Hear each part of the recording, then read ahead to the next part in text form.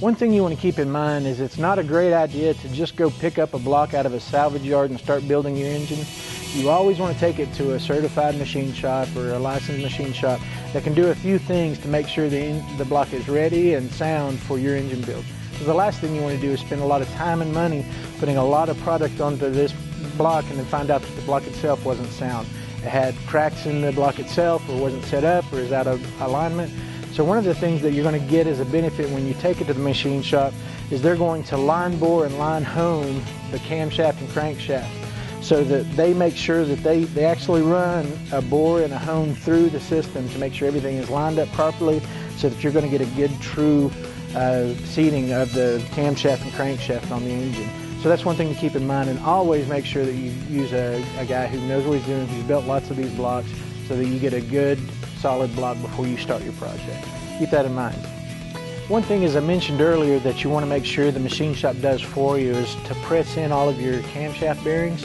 It's much easier. It does take specialized tool and a skilled hand, so it's not something you necessarily want to do yourself. And most machine shops will do this for you at no or very little additional charge. But as you can see, all of our camshaft bearings have been pressed into place in our block. It's ready to go. Something else I wanted to point out to you, just to make sure that you knew that's something either you will request at your machine shop, or that may be something that's just part of the service they do on your block. You'll notice up here that, as I said before, we have all of our freeze plugs in. You want to go through and make sure all the freeze plugs look like they've seated properly. We've got our oil gallery plugs that have been put into place. Again, just check those, visually check those, make sure that they look like they were installed right and they're in good working order before you get started with your build. One thing else to keep in mind is if you are going to have your block in storage for a while, if you're going to get it back in the machine shop and it's going to sit while you accumulate the rest of the parts for your build, it's always a good idea to take a light oil, like a 1030 oil or even a light machine oil, and rub down all of the machine surfaces, the piston walls, the decking, any area that has had some precision machining done to it. Just give it some light oil just so that water and debris doesn't accumulate on it and cause any surface rust. It's always a good idea to prep the engine for storage, just like you would prep it for the actual build. And speaking of your actual build, one thing to keep in mind when you're building this engine is to make sure that you have everything you need to start with. You don't want to get halfway through a process or a step of the build and realize that you are missing a tool or you're missing a part and have the engine setting. So always make sure you have everything ready before you actually dive into this project.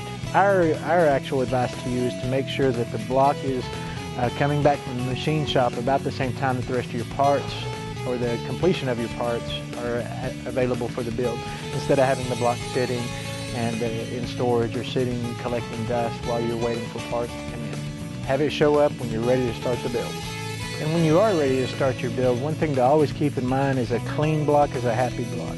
As you start to put parts on there, you don't want any debris or any odd surfaces or dirt or grime or anything like that in between your gasket and your material. So any mating surface like the deck or the gasket surfaces or the intake surface, make sure you get that good and clean. And the best way to do that is really just to get some oil and some shop towels and just some elbow grease and clean those surfaces until your towels come back clean. When you put a little oil on them and clean those surfaces, until you come back with a clean towel, keep at it and get those surfaces just as clean as you can, because you want to have as clean a surface to mate to as possible.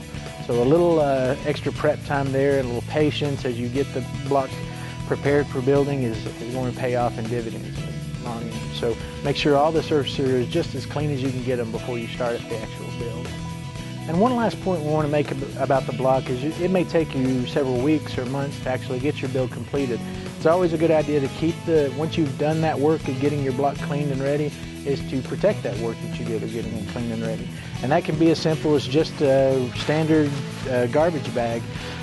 Anytime you're in between steps in the engine, if you get the heads on or the crank in and the camshaft in, when you're done and you know it's going to be sitting for a little while, go ahead and bag it. There are expensive storage bags for engines that you can get, but a standard garbage bag works just fine to keep most of the debris and dust and everything off of your block. So that's just a good investment in the time you've already put in to clean the block and have it ready. So throw a bag on it, it'll be ready for you when you're ready. So thanks for watching In the Garage with Parts Pro. At any time, obviously go find your local Parts Pro dealer. Go to partspro.com to find your local dealer. And if you have any questions, always stay tuned. There's always a professional at your local Parts Pro store to help you out. We'll see you soon.